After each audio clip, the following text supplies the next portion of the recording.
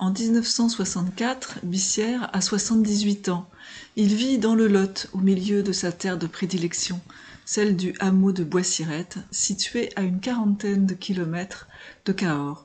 Il descend tous les jours peindre dans son atelier, situé en contrebas de sa maison.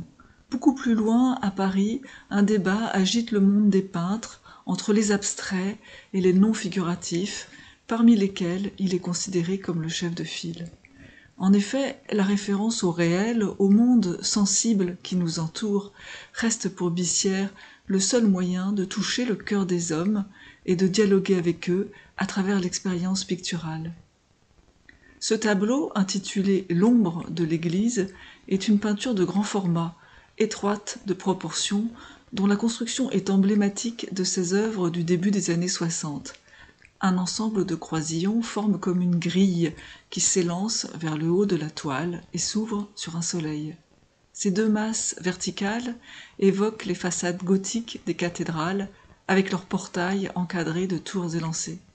Un thème déjà exploré par le peintre à la fin des années 40 dans une série dominée alors par la couleur rouge. Ici, l'œil est frappé par la superposition du noir sur le gris qui envahit la toile jusqu'à recouvrir le soleil dont il ne subsiste qu'un halo jaune entouré d'ocre et de quelques touches de bleu tendre. Une impression saisissante nous enveloppe, celle de l'éclat d'un jour d'été assombri subitement par des nuées. Ce tableau est le dernier peint par Bissière, qui meurt le 2 décembre 1964. Son fils, l'artiste Loutre B, me racontait que mon grand-père Bissière l'avait recouvert de touches grises et noires la veille de sa mort. Il y voyait comme une prémonition de sa fin.